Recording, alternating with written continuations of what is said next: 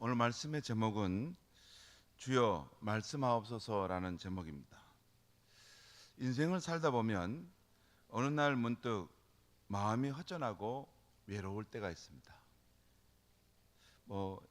일도 잘 되고 생활에 어려움도 없지만 어느 날 문득 마음이 허전하고 외로울 때가 있습니다. 또 지치고 힘들 때가 있습니다. 또 불안할 때도 있습니다. 다들 건강한데 나만 몸이 아플 때도 있습니다. 오늘 우리 한 권사님을 만났는데 너무 이게 지금 치아도 이제 나이 들어서 고치느라고 힘들고 허리도 아프고 또 눈도 잘 침침해가지고 목사님 안과가 어디 있습니까? 물어보셔서 제가 안과가 저쪽에 있을 것 같습니다. 그래서 아무튼 권사님 건강하십시오라고 했는데 다들 건강한데 나만 몸이 아플 때가 있습니다. 그리고 자녀 문제나 내가 하는 일이나 잘 되었으면 좋겠는데 나의 힘과 지혜로 한계를 절실히 느끼는 그런 때가 있습니다. 그럴 때 주위를 둘러보며 누구의 도움을 받아야 할까 간절할 때가 있습니다. 그런데 정작 절실하게 도움을 구할 때 나의 내면의 속사정을 알아주고 소통하고 또 힘이 될 사람이 별로 없다는 것이 우리의 인생입니다. 신대원 때 만나서 목회의 길을 가는 제게 가장 힘이 되는 친구가 한 분 있습니다. 신대원 3년 동안 기숙사 룸메이트였고 저를 대구제일교회로 추천해 주었던 분이고 또 영남신학교 영성신학 교수입니다. 언제나 제가 부담 없이 전화할 수 있고 새벽에 전화해도 이렇게 부담이 없는 그런 친구입니다. 그리고 내면의 어려움을 소통할 수 있는 친구입니다.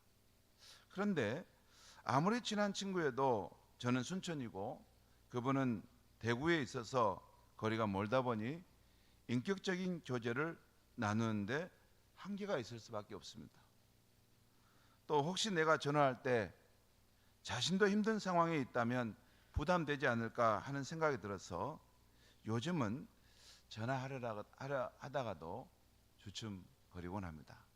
전화한다고 해서 그 친구가 왜 전화했냐고 그러지는 않아요. 그런데도 또 그의 인생도 또 자기 삶이 있는데 힘든 상황이라면 내 이런 전화가 또 폐를 끼치지 않을까 하는 마음도 갖게 됩니다. 그런데 영이신 하나님은 우리의 마음이 허전하고 지칠 때, 불안할 때, 나 혼자만 몸이 아픈 것을 느낄 때, 누군가의 도움이 절실히 필요할 때 언제나 우리와 함께 하실 수 있고 우리의 힘과 위로가 되실 수 있습니다. 오늘 오후에 혼자 말씀을 준비하면서 이런 찬양을 듣게 되었습니다. 나의 사랑, 나의 생명, 나의 예수님, 영원토록 정성 다해 사랑합니다. 나의 힘이 되신 여호와여, 내가 사랑합니다. 영원토록 정성 다해 사랑합니다. 나의 힘이 되신 여호와여, 내가 사랑합니다. 영원토록 정성 다해 사랑합니다. 혼자 있어도 영이신 하나님과 우리가 소통할 수가 있다는 것이죠. 오늘 말씀에는 어린 사무엘이 하나님으로부터 처음 말씀을 들었던 때의 상황이 나옵니다. 이게 그냥 평범하게 지나갈 수도 있지만 어린 사무엘에게 또 이스라엘에게 이건 놀라운 사건일 수 있습니다. 우주와 천지 만물을 지으신 하나님, 이 태양계와 은하계의 수많은 별들을 주관하시고 운행하신 하나님, 그 광대하신 하나님, 하늘의 하늘이라도 감당할 수 없는 그 크고 위대하신 하나님이 어린아이 사무엘에게 나타나셔서 말씀하셨다는 거예요. 사무엘아, 사무엘아. 이게 이 말씀 성경의 기록이 사실이라면 너무나 놀라운 사건입니다. 어떻게 우주와 저 만물을 창조하시고 그 밤하늘의 별들을 운행하시는 그 광대하신 하나님이 그 어린 사무엘에게 나타나셔서 그렇게 말씀하셨을까? 사무엘이 그 음성을 들었을 때 처음에 얼마나 놀랐을까? 우와, 우와, 크신 하나님이 정말 살아계시고 내 인생에 찾아와 내게 말씀하시는 분이네. 그걸 경험하게 되면 인생이 새로운 세계가 펼쳐지는 것입니다. 개벽이 일어나는, 개벽이. 그거 예수를 믿어도 그런 일이 없으니까 그냥 그저 그래요. 별로 새로운 것도 없고, 예수 믿으면 손해만 본 것 같고, 예수 믿는 것은 뭐 봉사만 하고 맨날 선행만 해야 되고 뭐 그런 손해만 보는 것 같은데 아니에요. 그 광대하고 그 놀라우신 하나님이 우리 인생 가운데 특별히 나 개인의 삶에 찾아오는 사건을 경험하게 되면 와, 정말 그 인생이 가슴이 뛰고 새로운 세상을 살게 됩니다. 먼저 오늘 말씀, 이제 하나님으로부터 처음 말씀을 들었을 때 사무엘의 상황이 나오는데, 먼저 어린 사무엘이 성소에서 여호와를 섬길 때의 상황을 잠깐 기록하는 내용을 보는데, 그때는 영적으로 어두운 때였음을 알 수 있어요. 오늘 1절부터 3절까지 말씀을 제가 잠깐 읽겠습니다. 아이 사무엘이 엘리 앞에서 여호와를 섬길 때에는 여호와의 말씀이 희귀하여 이상이 흔히 보이지 않았더라. 엘리의 눈이 점점 어두워가고 가서 잘 보지 못하는 그때 그가 자기 처소에 누웠고 하나님의 등불은 아직 꺼지지 아니하였으며 사무엘은 하나님의 궤에 있는 여호와의 전에 누웠더니, 하나님의 언약궤가 있는 여호와의 성전에 누웠다. 여기 보면 그 엘리 제사장 때에 있는데 그때는 하나님의 말씀이 희귀했다는 것이에요. 잘 들려오지 않았다는 것이죠. 그리고 하나님의 등불은 이제 꺼져가는 상황 속에 있는데 아직 마지막 희망의 이 불빛은 좀 남아 있었다는 거예요. 아슬아슬한 상황인데, 그때 어린 사무엘이 하나님의 역사에 등단해서 하나님의 언약궤가 있는 그 여호와의 성전에서 그걸 섬기는 일을 하다가 또 이렇게 잠을 자고 숙식하고 했다는 것입니다. 여러분, 이렇게 영적으로 어두운 시대에 사무엘은 하나님의 언약궤가 있는 여호와의 성전 안에 누워서 섬기고 있었다는 것입니다. 이것은 오늘 말씀은 사무엘이 뭐 어느 한 번 딱 그런 게 아니고 사무엘의 그 일상의 삶을 말하는 거죠. 그러니까 그 하나님의 성소에서 하나님 섬기는 일을 하는데, 특별히 그 장소가 하나님의 언약궤가 있는 그 성전 바로 그 곁에서, 그 근처에서 아마 사무엘이 숙식하는 작은 방이 있었는가 봐요. 거기서 이제 하나님을 섬기고 쉬고 있었다는 것이죠. 그런데 그런 날 중에 어느 날 새벽에 하나님께서 사무엘을 부르셨다는 것입니다. 여기서 주목할 것은 우리가 늘 주님께 나아가 예배드리고 기도회를 하고 또 이른 아침에 말씀을 묵상하는 것이 있는데, 어느 날, 그런 날들 중에 어느 날, 어느 순간에 하나님을 만나는 카이로스의 시간이 일어난다는 거예요. 그러니까 우리가 일상적으로 행하는 영적 행위들이 축적의 시간이 지나면 양이 질로 변해서 어느 날은 하나님을 인격적으로 만나는 역사가 일어난다는 거예요. 예를 들어서 우리가 매일 이른 아침에 첫 시간을 새벽 예배로 하나님께 드린다거나, 또 매일 이른 아침에 하나님의 말씀 앞에 나가서 그 말씀을 읽고 묵상하면서 그 주신 말씀을 받고 이렇게 살아가는 삶을 산다거나, 또는 내가 인생의 어려운 순간에 40일 마음을 정하고 이 문제를 하나님 앞에 내가 꼭 응답받아야 되겠다 기도한다거나, 또는 영적인 갈망으로 내가 좀 하나님을 깊이 만났으면 좋겠다. 개인적으로 그게 있어요. 예수 믿어도 뭐 나는 뭐 그런 거 별로 없는데요. 그럴 수도 있어요. 근데 어떤 분은 정말 하나님을 만나지 않으면 안 되는 그런 간절함, 치열함이 있는, 그래서 신앙생활 하시는 분도 있어요. 그 중에 한 사람도 접니다. 저는 제가 신학을 하는 거 뭐 목사가 돼가지고 이렇게 막 이렇게 훌륭한 일을 하려, 그거 아니었어요. 정말 하나님을, 진리이신 하나님을 만나고자 하는 그 치열함, 간절함이 있어서 신학을 내가 하게 됐습니다. 지금도 그 과정을 걸어가고 있어요. 하나님을 더 깊이, 더 온전하게, 더 실질적으로 만나면 얼마나 좋을까. 그것이 계속 있는 것입니다. 그런 분들은 이렇게 늘 자기가 어떤 목표를 정하고 뭐 영적 행위들을 하죠. 기도를 하든지 말씀을 추구하든지 진리를 추구하든지. 그런데 그것이 촉촉의 시간이 지나면 어느 순간 양의 질이 변해서 하나님이 우리를 인격적으로 깊이 만나는 역사를 행하실 때가 있어요. 그래서 꾸준함이 중요합니다. 조금 해보다가 하나님을 찾는 시도를 포기하는 것은 이렇게 하나님을 만나는 그런 데는 별로 도움이 안 됩니다. 여러분, 하나님은 가벼우신 분이 아니에요. 그렇죠? 뭐 우리가 뭐 하나님은, 왜냐하면 실제 하나님은 정말 온전하신 분이시고 그렇잖아요. 온전하신 분이잖아요. 그러니까 우리가 뭐 그냥 피상적인 이유로 하나님 만납니다, 그게 아니고 정말 전심으로 하나님을 찾고 구할 때 하나님은 자신을 나타내시고 그를 찾는 자들의 그 마음의 소원과 뜻을 이루어 가시는 분이시죠. 아무튼 이 축적의 시간이 필요하다는 거, 이렇게 꾸준하게 영적인 그런 어떤 하나님 앞에 삶을, 이게 뭐 오늘 이런 날은 별로 뭐 특별한 일이 없는데, 그냥 은혜도 없는데 하나님 만나? 아니, 그래도 계속 가다 보면 어느 순간 하나님 만나는 카이로스의 시간이 나타난다는 것이에요. 여러분, 히브리서 11장 6절에 믿음이 없이는 하나님을 기쁘게 하지 못하나니 하나님께 나아가는 자는 반드시 그가 계신 것과 또한 그가 자기를 찾는 자들에게 상 주시는 이심을 믿어야 할지니라. 여러분, 제 말씀 잘 들으시기 바랍니다.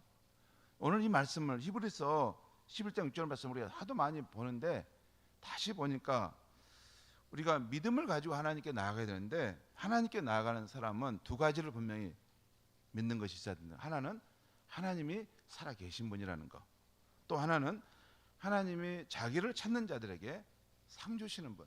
상 준다는 것은 뭐 꼭 상을 준다는 의미도 있지만 자기를 찾는 자들을 하나님이 분명히 만나 주시고 은혜를 베푸신다는 거예요. 그런데 여기 보면 뭐라고 하냐면 반드시라는 말이 붙어 있어요. 반드시 그가 계신 것과 그가 자기를 찾는 자들에게 상 주시는 이심을 믿어야 한다.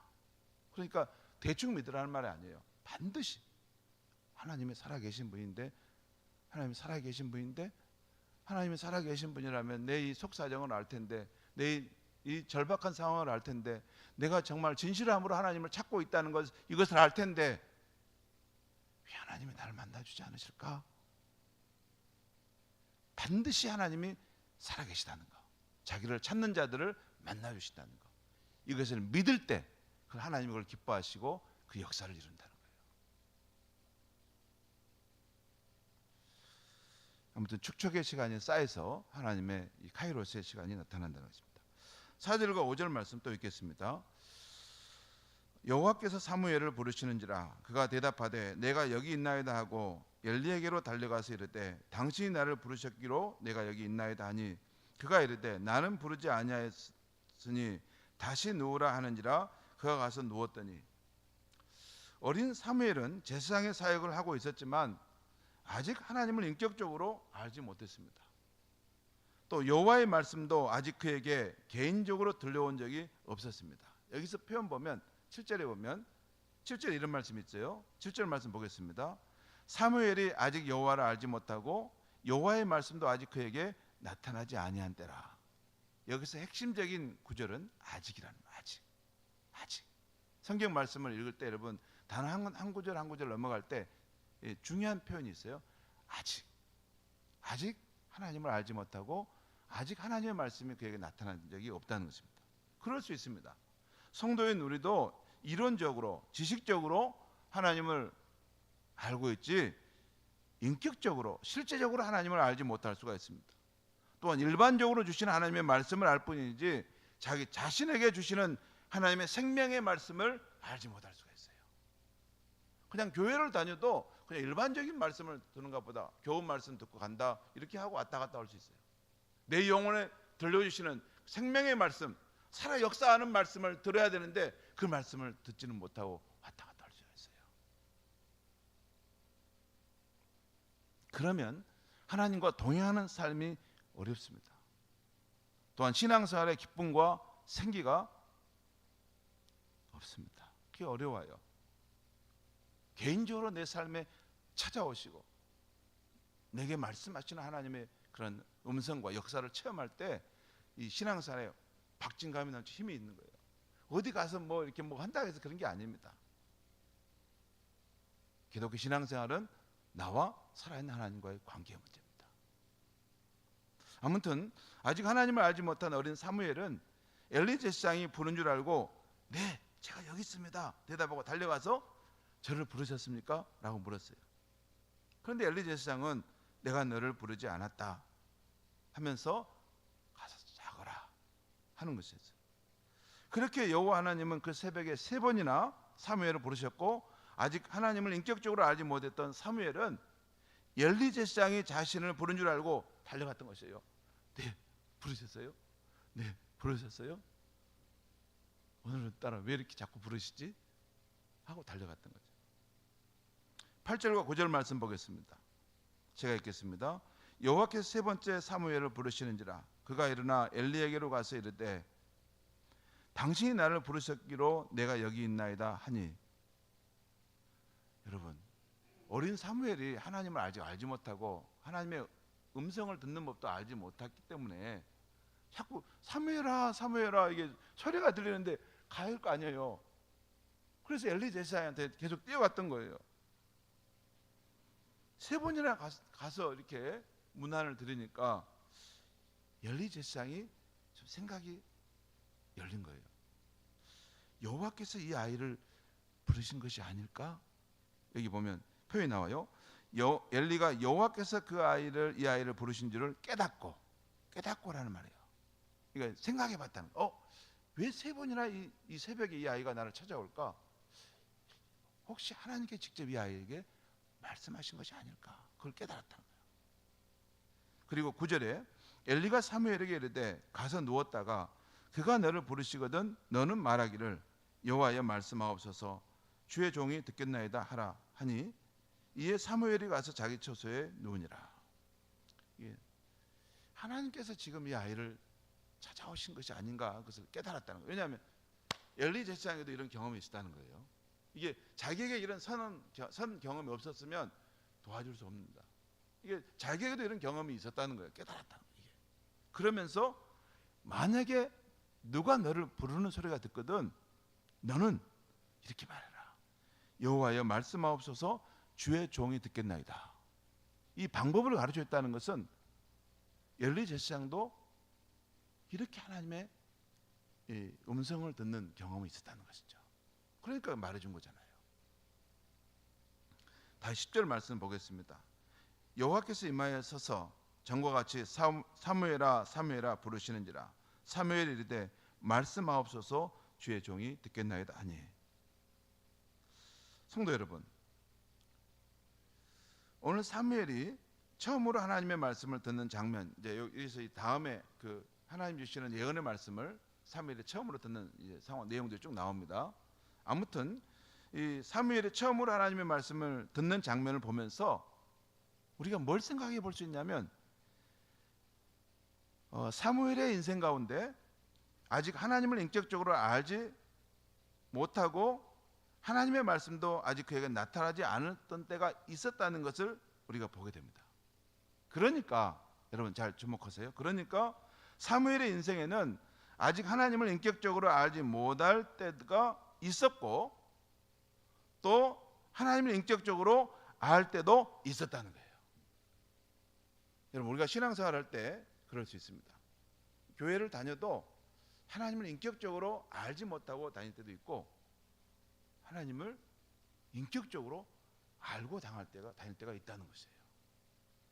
이건 굉장히 중요한 문제입니다. 신앙의 질적 변화들이 일어날 수 있기 때문에. 왜? 우리가 믿는 기독교의 하나님은 죽은 하나님이 아니라 경전 속에 있는 하나님이 아니라 실제로 살아계신 하나님이세요.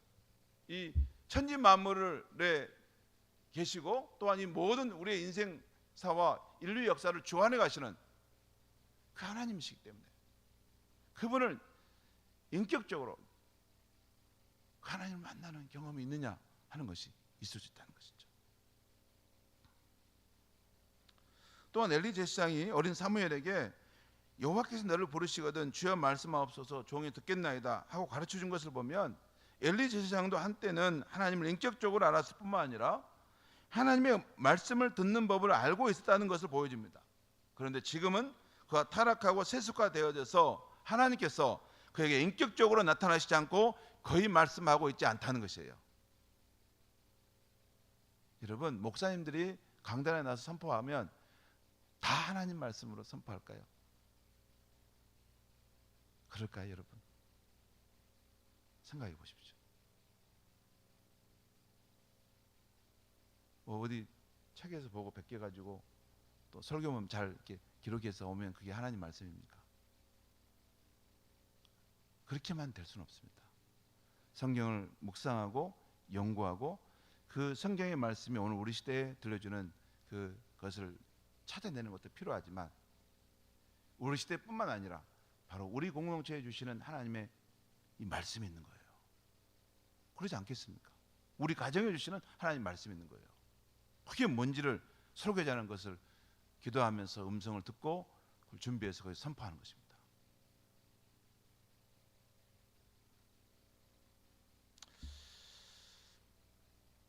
자, 그렇다면 성도 여러분, 신약시대를 사는 우리가 어떻게 하나님을 인격적으로 알 수 있고 또 하나님의 세미한 음성을 들을 수 있을까요? 이것을 위해서는 신약시대를 사는 우리가 알아야 할 것이 세 가지 정도 있고 믿고 행해야 할 것이 있는 것입니다.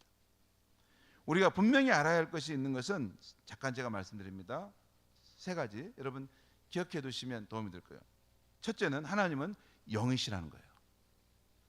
예수님은 요한복음 4장에서 이렇게 말씀하십니다. 하나님은 영이시니 예배하는 자가 영과 진리로 예배할지니라. 영과 진리로 예배할 때가 오나니 곧 이때라. 아버지께서 자기에게 이렇게 예배하는 자를 찾으시느니라. 하나님은 어떤 분이라고요? 영이신 분이라. 영이신 분. 그래서 하나님께 예배하는 사람은 영으로 하나님께 예배하는데, 바로 예수님이 오신 이때가 바로 그때이고, 하나님은 바로 그렇게 예배하는 자를 지금 이 시대에 찾으신다는 거예요. 하나님은 영이시기 때문에 성전 안에만 머무시는 분이 아니십니다. 우리의 어떤 예배의 형식 속에 갇혀 있는 분이 아니세요. 그분은 사람이 손으로 지은 성전에 머무르신 분이 아니시며, 열왕기상 8장 27절에 보면 하늘과 하늘들의 하늘이라도 그분을 용납할 수 없을 만큼 광대하시고 무소부재하신 분이라. 하나님은 광대하시고 무소부재한다는 것은 이 우주 가운데 어느 곳에서나 그분의 임재를 나타낼 수 있는 분이라는 거예요. 영이신 하나님은 공간의 지배를 받지 않고 어디든지 존재하십니다. 지금 이 자리에도 계시고 저와 여러분의 마음속에도 계시고 다른 교회의 수요 예배 가운데도 계십니다. 시편 139편 7절과 10절에서 다윗이 이것을 깨닫고, 내가 주의 영을 따라 어디로 가며 주의 앞에서 어디로 피하리까? 내가 하늘에 올라갈지라도 거기 계시며 수월에 내 자리를 펼지라도 거기 계시니이다. 내가 새벽 날개를 치며 바다 끝에 가서 거주할지라도 거기서도 주의 손이 나를 인도하시며 주의 오른손이 나를 붙드시니이다. 지금 다윗이 뭐라고 말하냐면, 내가 주의 영을 떠나, 영이신 주님을 떠나 어디로 가서 살 수 있겠습니까? 하늘에 올라갈지라도, 저 지하 수월에 갈지라도, 새벽 날개를 치고 바다 끝에까지 갈지라도 거기서도 주님이 나와 함께 하시고 나의 삶을 인도해 가신다는 거예요. 계속 보면 거기서라는 말이 계속 나와요. 우리가 영이신 하나님을 피할 수 있는 것이 없습니다. 오늘 내가 산책하는 길에 바람이 불어서 나를 감돌고 가는 걸 느꼈어요. 바람의 이 시원함을 느끼는 것을 경험했어요. 근데 영이신 하나님은 바람처럼 우리가 있는 곳에, 바람이 깃들고 흘러가는 곳에는 어디든지 그곳에 계시다는 거예요. 두 번째, 하나님은 인격적인 분이라는 거예요. 하나님은 인격적인 분이라는 것은 마음과 생각과 뜻을 지니고 계신다는 것이에요. 사람을 보실 때 영이신 하나님은 우리 내면 깊은 곳까지 보십니다. 특별히 사랑의 마음으로 보십니다. 하나님은 영이시며 인격을 가지셨다는 것은 우리에게 큰 유안이 됩니다. 만약 하나님이 인격자가 아니시면 우리는 하나님을 만나 교제할 수 없고 그분과 사랑의 나눔을 가질 수 없습니다. 만일 하나님이 금이시라면, 금 말이에요. 좋은 금, 갖고 싶은 금 말이에요. 금이시라면 우리는 금을 좋아할 수는 있습니다. 하지만 사랑의 교제는 나눌 수 없습니다. 그러나 우리가 믿는 하나님은 우리와 같이 인격을 갖고 계시기 때문에, 마음과 생각과 감정과 뜻을 가지고 계시기 때문에 우리는 영이신 하나님과 서로 소통하고 교제할 수 있는 것입니다. 하나님은 영이시라는 것, 하나님은 인격적인 분이시라는 것.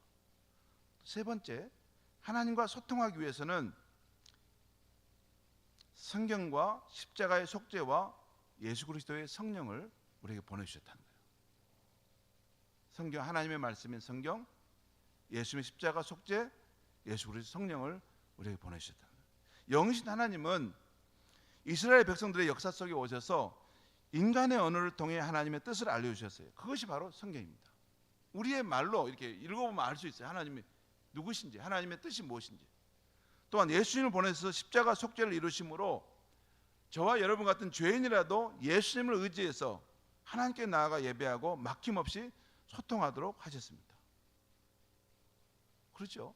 예수님의 십자가가 역사 속에 분명하게 서 있기 때문에 예수님의 십자가에서 피 흘리신 그 보혈을 의지하고, 지금도 살아있는 피예요. 예수님의 피는 살아있는, 성령 안에 있을 때 살아있는 생명의 피예요. 그 피를 의지하여 우리 같은 죄인이라도 씻음받고 하나님과 이 생명의 연합을 이룰 수 있고 화목할 수 있다는 거예요. 예수님의 피라면 능히. 세 번째, 성경을 주시고 십자가 속죄를 주시고, 세 번째, 예수님을 구주와 주님으로 영접할 때 그분의 성령을 받을 수 있게 되는데, 우리 안에 오신 그 성령을 통해서 영이신 하나님과 사랑의 교제를 하며 소통할 수 있게 되는 것입니다.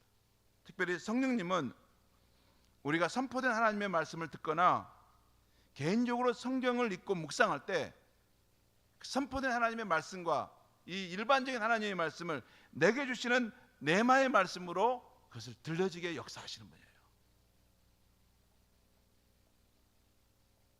그리고 또한 성령님은 우리가 기도할 때 영이신 하나님과 소통하게 하시는 분이세요. 그리고 성령님은 우리가 찬양할 때도 영이신 하나님께 그 찬양이 진심으로 들어지도록 역사하시는 분이에요.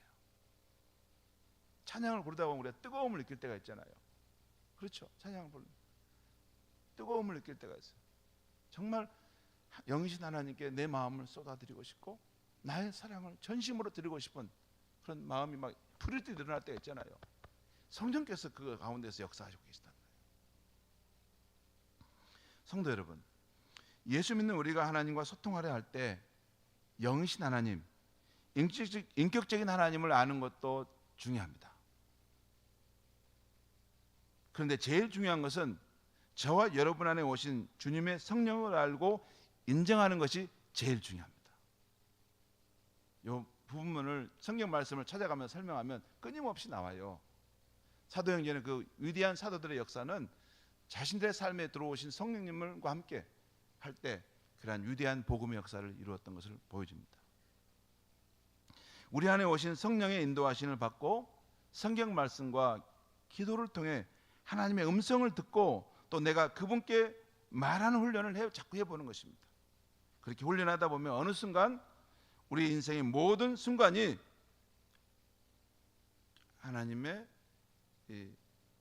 임재 안에 들어가 있고 또 주 안에 있는 사람이 되고 우리 일상생활 속에서도 하나님의 뜻을 이루기 위해 성령께서 인도해 가시는 것을 체험적으로 알아차릴 수 있습니다.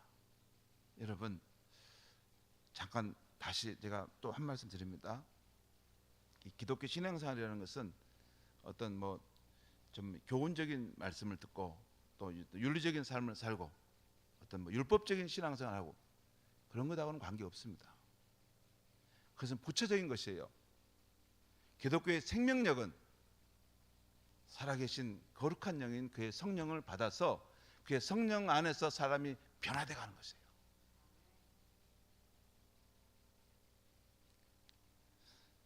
그분의 성령을 받아서 그분과 함께 살아가는 삶을 살다 보면 인생이 달라지고 가정이 달라지고 이 삶의 역경과 시련의 상황도 돌파할 수 있는 힘이 생겨납니다. 그런데 그렇게 안 하면, 그렇게 안 하고도 할 수 있어요. 그렇게 안 하고도 이게 기독교 신앙생활 할 수 있어요. 왜냐하면 여러 가지 층이 있기 때문에. 그런데 이왕이면 좋은 편을 택하시고 이왕이면 기독교에 말하는 생명력의 물줄기에 여러분이 연결될 수 있길 바랍니다. 모든 위대한 기독교 역사를 이루는 이런 이 사람들과 또 교회의 부흥은 하나님의 성령이 예수 그리스도 안에서 각 사람의 마음에 임하게 됐다는 것, 그것을 인정하고 그 성령님과 말씀 속에서, 기도 속에서, 생활 속에서 늘 동행하는 이 삶을 살아갈 때 나중에 그 삶이 실제가 돼버리는, 그 삶이 하나님의 나라가 초막이나 궁궐이나 어디든지 그곳에 하나님의 나라가 임하는 것이에요. 왜? 예수 그리스도의 영인 성령은 바로 하나님 나라의 왕이시기 때문에 그래요. 우리의 삶 속에 이런 하나님과의 인격적인 관계가 더욱 깊어지고 하나님의 섬세하신 인도를 받아서 다 성령의 사람들로 세워져가는 우리 교우들이 될 수 있기를 바랍니다. 기도하겠습니다. 하나님 아버지, 오늘 어린 사무엘에게 우주와 천지 만물을 주관하시는 하나님께서 친히 나타나셔서 사무엘아 사무엘아 부르시고 그와 소통하시고 그와 동행하시는 그 사건을 보게 하시니 감사합니다. 예수 그리스도 안에서 우리가 믿는 하나님은 영이신 하나님이요 인격적인 하나님이시기에 우리와 함께 교제할 수 있고 우리의 깊은 내면에까지 성령으로 오셔서 우리를 이렇게 세우시고 우리를 변화시켜 가시는 분임을 믿습니다. 오늘도 영이신 하나님, 또 우리의 깊은 속사정까지 다 하신 하나님, 우리가 찬송하고 기도할 때 우리의 영혼 깊은 곳으로 빛이 어둠을 뚫고 들어오듯이 우리 영혼에 임재하시는 주님의 역사를 체험하는 이 밤이 되게 하여 주시옵소서. 예수님의 이름으로 기도하옵나이다. 아멘. 주신 말씀